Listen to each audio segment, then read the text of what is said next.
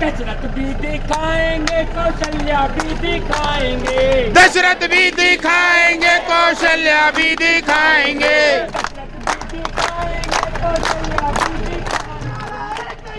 जय श्री राम, जय श्री राम, जय श्री राम, जय श्री राम।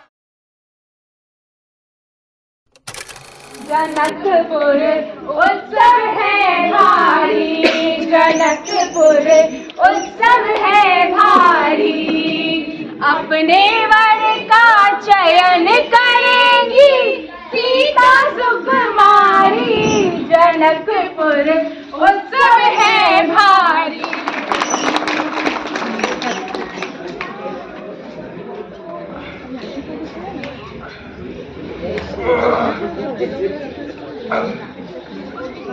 जनक राज का कठिन प्रण सुनो सुनो सब कोई, जो तोड़े शिव धनुष को सो सीतापति हो, जो तोड़े शिव धनुष कठोर सबकी दृष्टि राम की ओर, राम विनय गुण के अवतार गुरुवर की आज्ञा सिरोधार।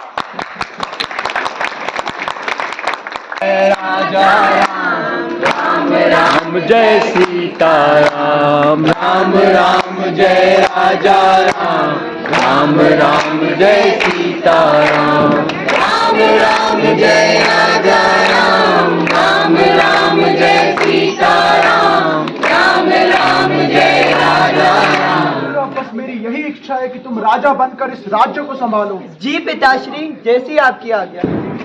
इसी प्रकार पूरी अयोध्या में श्री राम को राजा बनाने की तैयारियां शुरू हो जाती हैं, लेकिन श्री राम राजा क्यों नहीं बनते, आइए देखते हैं। कैसे महाराज, राम को पूरा राज्य सौंप रहे हैं? तो क्या हुआ, राम भी तो मेरे अपने पुत्र के समान ही है।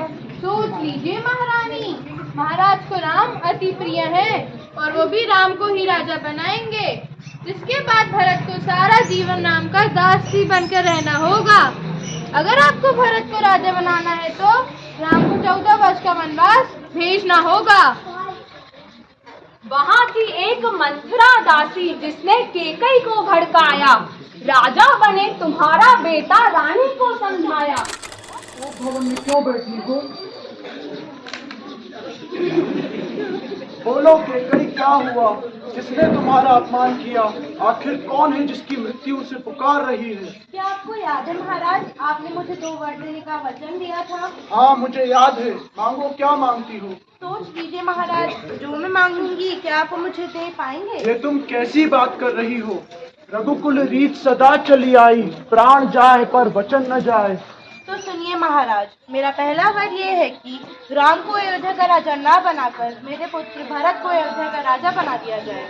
मुझे भरत को राज्य देने में कोई आपत्ति नहीं है और राम भी राज्य खुशी खुशी सौंप देगा। अब तो तुम खुश हो ना? पहले मेरी पूरी बात तो सुन लीजिए महाराज। कहो, क्या कहना चाहती हो? मेरा दूसरा वर ये है कि राम को 14 वर्ष के लिए वनवास भेज दिया जाए। असंभव!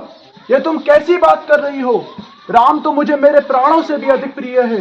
इससे अच्छा तो तुम मुझसे मेरे प्राण मांग लेती। मैंने जो मांगा है मुझे वही चाहिए और आपको भी ये स्वीकार करना ही होगा। दशरथ ये सुन दुखी हुए और रात में भड़की ज्वाला, क्योंकि इन वरदानों के पीछे थी कांटों की जयमाला। पुत्र, कहिए पिताजी, क्या बात है? राम मुझे समझ नहीं आ रही है ये बात कैसे कहूँ, और मुझ पर एक विपदा आ पड़ी है। आपकी विपदा दूर करना ही तो मेरा परम कर्तव्य है। राम, मुझे मेरा वर पूरा करना है। क्यों? भरत को राज्य सौंपना होगा और तुम्हें 14 वर्ष के वनवास के लिए जाना होगा। यह तो मेरे लिए सौभाग्य की बात होगी और आपके ये 2 प्रण मैं अवश्य ही पूरे करूंगा पिताजी। प्रिय, जी स्वामी। मुझे अपने पिताश्री का वचन पूरा करने के लिए 14 वर्ष के वनवास में जाना होगा। जी स्वामी, परंतु मैं भी आपके साथ चलना चाहती हूँ। नहीं सीते, तुमने अपना पूरा जीवन महारानी की तरह व्यतीत किया है, तुम्हें मेरे साथ वन चल के कष्ट भोगने की कोई आवश्यकता नहीं स्वामी, अब मेरा सारा सुख दुख सब आप ही के साथ है। परंतु सुनो। परंतु क्या स्वामी, मैं आपके साथ चलूंगी, यह मेरा आखिरी निर्णय है। सुन रहा हूँ आप मेरे बिना वन में जाने की बोल रहे हैं। लक्ष्मण, लेकिन तुम्हारा वन में क्या काम? भैया मैं वहाँ चलकर आप दोनों की सेवा करूँगा। लक्ष्मण, तुम्हें हमारे साथ वन जाके कष्ट उठाने की कोई आवश्यकता नहीं भाई। भैया ये तो मेरा कर्तव्य है और इस कर्तव्य से मैं पीछे नहीं हटूंगा, यही मेरा आखिरी निर्णय है। उर्मिला, मुझे तुमसे कुछ कहना है। जानती हूँ स्वामी, आप अपने भ्राता के साथ 14 वर्ष के लिए वनवास जा रहे हैं, किंतु मैं भी आपके साथ चलना चाहती हूँ। नहीं उर्मिला, मैं वहाँ अपने भ्राता की सेवा के लिए वनवास जा रहा हूँ, तुम्हें यहाँ रुककर माता पिता की सेवा करनी। नहीं स्वामी, मैं भी आपके साथ चल के आपकी सेवा करना चाहती हूँ। बात को समझो उर्मिला, तुम्हें यहाँ माता पिता के साथ रहना ज्यादा आवश्यक है।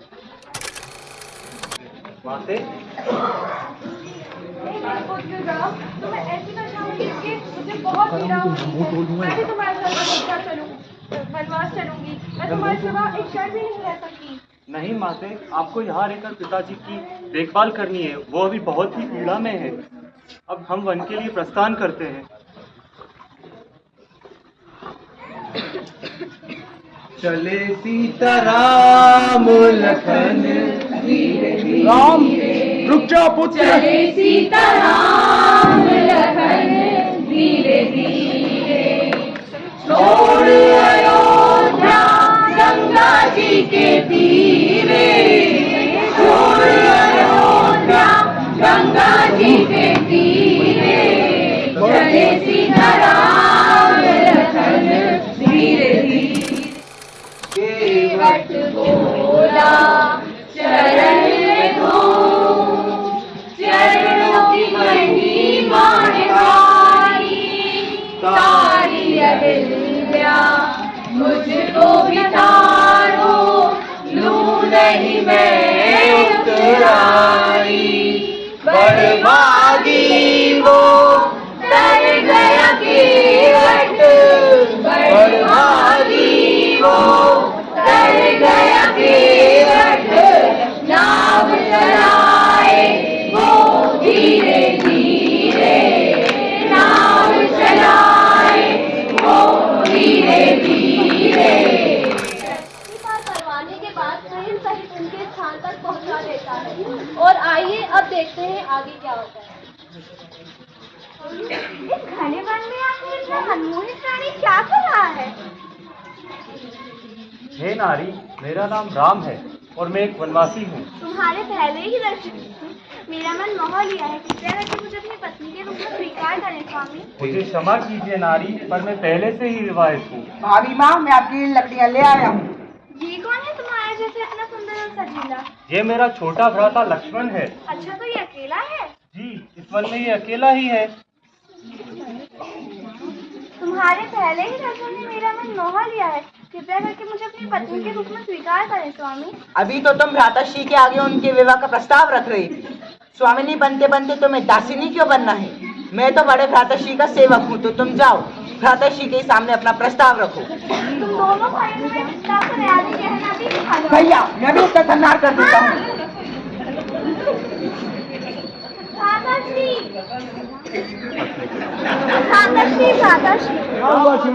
तुम्हारी ये दशा किसने की? वह आपके ही साम्राज्य के 2 वनवासी हैं। कौन है वो जिसकी मृत्यु उसे पुकार रही है? वह आपके ही साम्राज्य के 2 वनवासी हैं और उनके साथ एक सुंदर स्त्री भी है। क्या कहा? सुंदर स्त्री? उससे भेंट तो मैं स्वयं ही करने जाऊंगा। स्वामी, उस सुनहरे हिरण को तो देखिए। हाँ सीते, तुमने सच कहा, ये काफी सुनहरा हिरण है। इसमें मेरा मन बहुत लगी है, इसलिए उसके मेरे समक्ष ले आइए। मैं अभी उस हिरण को तुम्हारे समक्ष लेकर आता हूँ। लक्ष्मण, जी भैया।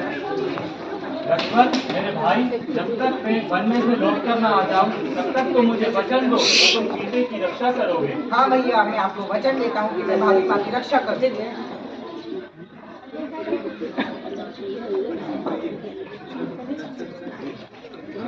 हे लक्ष्मण, हे लक्ष्मण। सोने का मृग देख सिया ने राम को था भिजवाया। हे लक्ष्मण, इन शब्दों को सुनकर सीता का मन घबराया। हाँ भाभी माँ, मुझे भी ऐसा प्रतीत होता है कि भैया को मेरी आवश्यकता है, पर मैंने भैया को वचन दिया था कि मैं आपकी रक्षा करूंगा। तब आप मुझे वचन दीजिए कि जो अब मैं रेखा बना रहा हूँ आप उसे नहीं ला रहे।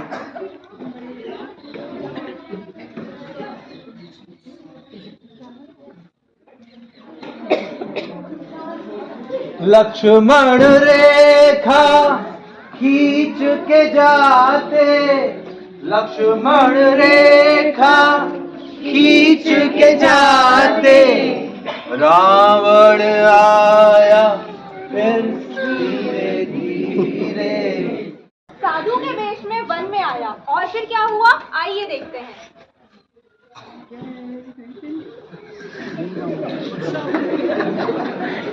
भिक्षाम दे, भिक्षाम दे, भिक्षाम दे। मुझे अगर आपको भिक्षा देनी है तो यहाँ आके दीजिए, मैं वहां नहीं ले पाऊंगा। मुझे क्षमा करिए ऋषिवर, मुझे इस रेखा को पार करने की अपमान, घोर अपमान। ये ऋषिवर बाहर आकर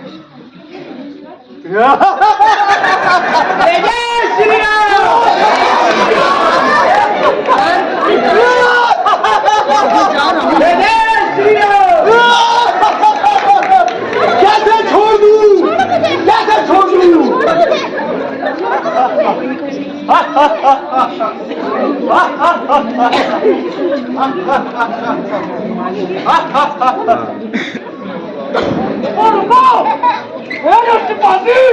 तुम्हें जरा भी नहीं है एक नारी का हरण करते हुए? मैं तुम्हें ये नहीं करने दूंगा।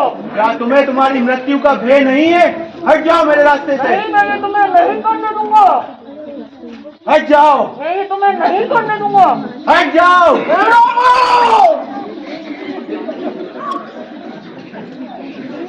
आप यहाँ? लक्ष्मण, तुम यहाँ कैसे? मैंने तुम्हें बोला था तुम वन में रहकर सीता की रक्षा करोगे। भैया बनने से आपकी चीखने की आवाज आई थी। नहीं लक्ष्मण, वो एक राक्षस था, हमारे साथ छल हुआ है। सीते, भाभी, सीते, भाभी, सीते, भाभी, भाभी।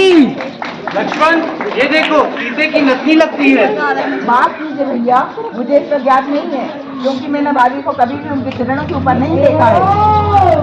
लक्ष्मण, मुझे तो ऐसा प्रतीत होता है कि हमें वहाँ से कोई आवाज लगा रहा है। भैया आवाज वहाँ से आ रही है। चलो चलकर देखते हैं। और फिर सीता जी को ढूंढते ढूंढते राम और लखन मिले हालत जटायु से। हे पक्षीराज, आप कौन हैं? आपकी यह दशा किसने की? मेरा नाम जटायु है। एक दुष्ट पापी एक नारी को जबरदस्ती उठाकर वायु के मार्ग से ले जा रहा था, उसने मेरी ये दशा की। भैया कहिए भाभी माँ की बात तो नहीं कर रहे हैं? हाँ लक्ष्मण, तुम सही कहते हो, ये सीता की ही बात कर रहा है। हे पक्षीराज, बेटा हमें बताइए कि वह पापी भाभी माँ को किस दिशा की ओर ले गया था? वह लंका की ओर ले गया है। पक्षीराज, आपकी वजह से ये दशा देखी नहीं जा रही, मैं आपकी कुछ सहायता कर सकता हूँ? नहीं नहीं, मेरे मरने का समय निकट है। आप जाइए और आप अपनी सीता को ढूंढिए।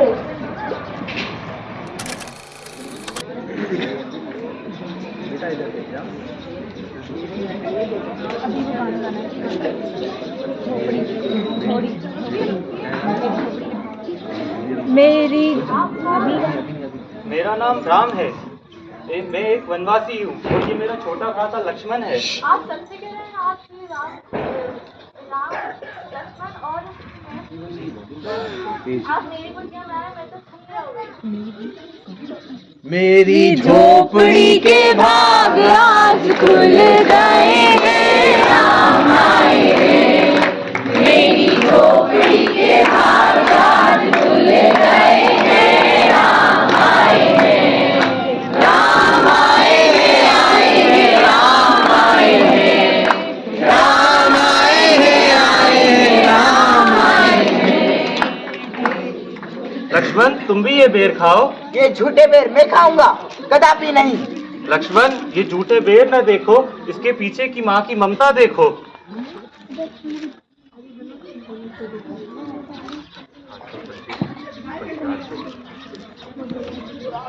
आपके प्रेम की तुलना दुनिया के किसी भी प्रेम से नहीं की जा सकती। इस प्रकार माता शबरी श्री राम को चक चक कर मीठे बैर खिलाती हैं और माता सीता से मिलने के लिए पता बताती हूँ। राम की मुलाकात होती है उनके परम भक्त हनुमान से। दुनिया चले न श्री राम के बिना, राम जी चले न हनुमान के बिना। दुनिया चले न श्री राम के बिना, राम जी चले न हनुमान के बिना। दुनिया चले न श्री राम के बिना, राम जी चले न हनुमान के बिना। दुनिया चले न श्री राम के बिना, राम जी चले न हनुमान के बिना। सुंदरी, अभी भी समय है, मेरे प्रस्ताव को स्वीकार करो और रानी की तरह अपना जीवन व्यतीत करो। आखिर है ही क्या उस वनवासी के पास तुम्हें देने के लिए? मेरे लिए मेरे राम ही तीनों लोग से अधिक मूल्यवान है, और तुमने मुझे छल सुना के जो पाप किया है उससे तुम्हारे वंश का नाश हो जाएगा। मेरा इतना अपमान, इसकी सजा तुम्हें अवश्य मिलेगी। किसी का संदेशा लेकर माँ सीता के पास पहुँचे। आगे देखो। चले जाओ यहाँ से, मुझे किसी से कोई भेंट नहीं करनी। परंतु मैं तो प्रभु श्री राम का संदेश लेकर आया हूँ। मुझे तुममें संदेह हो रहा है। ये लीजिए माते, जिससे आपका हर संदेह दूर हो जाएगा। ये तो मेरे प्रभु श्री राम की निशानी है। कौन हो तुम? मैं प्रभु श्री राम का परम भक्त हनुमान हूँ। प्रभु आपको वापस ले जाने के लिए लंका पर आक्रमण करने के लिए तैयार है। ए वानर, तुम यहाँ क्या कर रहे हो? मैं प्रभु श्री राम का दूत हूँ। इस वानर को बंदी बना लो। जय श्री राम। रावण के दरबार में ले जाया जाता है। जय श्री राम। जय श्री राम। जय श्री राम। ए वानर, तेरा इतना दुस्साहस मेरी आज्ञा के बिना लंका में घुसा है। अगर तुम दूत बन के न आए होते तो मैं तुम्हें मृत्यु दंड दे देता। परंतु पिताजी, इसके एक दुस्साहस के लिए दंड देना आवश्यक होगा। लगा दो इस वानर की पूंछ में आग। जी पिताजी। बचाओ बचाओ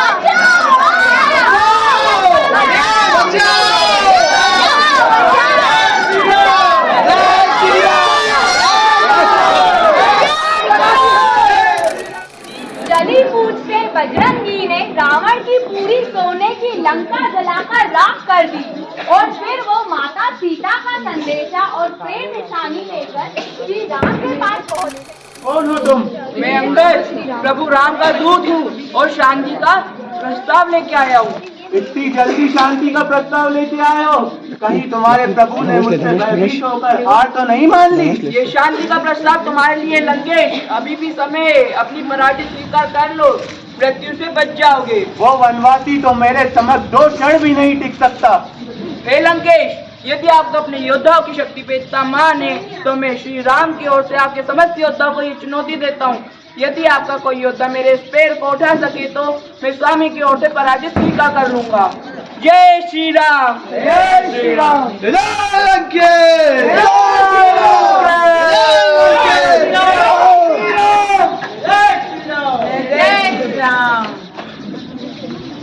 हे दुष्ट, मेरे चरण क्यों छूता है? चरण छूने तो श्री प्रभु राम की छुओ, क्या पता वो तुम्हें क्षमा कर दे। आगे आगे देखते हैं लक्ष्मण और मेघनाथ का युद्ध।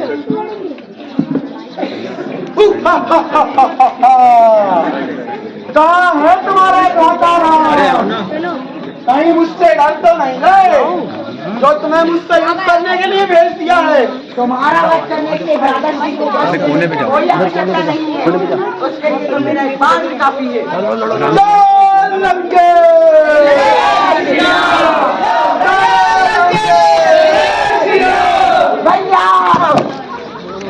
लक्ष्मण!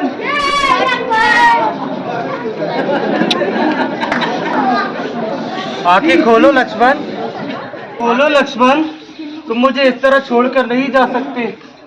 उठो मेरे भाई, आंखें खोलो। प्रभु लक्ष्मण के उपचार के लिए लंका में एक वेद है, अगर वह यहाँ किसी प्रकार पहुंच जाए तो लक्ष्मण जी को बचाया जा सकता। हनुमान, प्रभु मैं अभी उस वेद को आपके समक्ष लाता हूँ। आंखें खोलो, आंखें खोलो। अरे दुनिया चले न श्री राम के बिना, राम जी चले न हनुमान के बिना। दुनिया चले न श्री राम के बिना, राम जी चले न हनुमान के बिना। दुनिया चले न श्री राम के बिना, राम जी चले न हनुमान के बिना। दुनिया चले न श्री राम के बिना, राम जी चले न हनुमान के बिना। हे मुनिवर, आप मेरे भाई को जल्द से जल्द ठीक कर दीजिए। आंखें खोलो, आंखें खोलो मेरे भाई। इनका घाव बहुत गंभीर है। यदि सूर्य अस्त से पहले इन्हें संजीवनी बूटी नहीं दी गई तो वह जीवित नहीं बच पाएंगे। हनुमान, जल्द से जल्द वो संजीवनी बूटी ले आओ। मैं अभी वो संजीवनी बूटी लाऊं।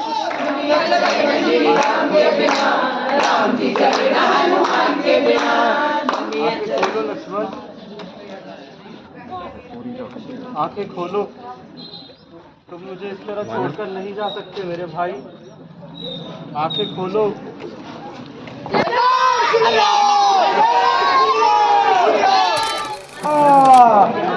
एक बार पराजित होकर तुम्हारा पेट नहीं बढ़ा जो आ गए मुझसे युद्ध करने। समय व्यर्थ मत करो मेरी नाथ, युद्ध करो।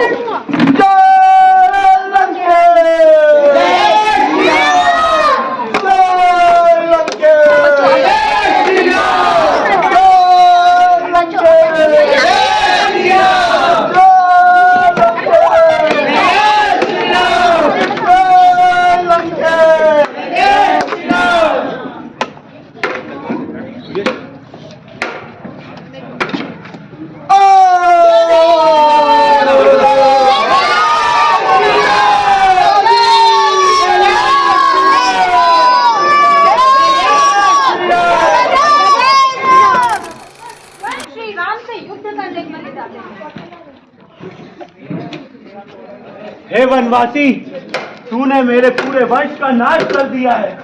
मैं तेरा और तेरे पूरे साम्राज्य का सर्वनाश कर दूंगा। हे अधर्मी, ये जो अधर्म तूने किया है इसकी सजा मुझे और तेरे पूरे वंश को मिलेगी। अभी भी मेरी गलतियों का अगर तुझे पश्चाताप है तो मेरी मान और रक्त त्याग दे। तुमने अभी रावण की योग्यता देखी ही कहाँ है वनवासी। रावण मिट तो सकता है लेकिन रुकेगा नहीं। और विभीषण जी, रावण की मृत्यु का भी विभीषण, कुलद्रोही विभीषण, तू तो भाई के नाम पे कलम फेरे कलम। धर्म की राह पर चलने वाला व्यक्ति कभी भी कलंकित नहीं होता। रावण, हर हर महादेव।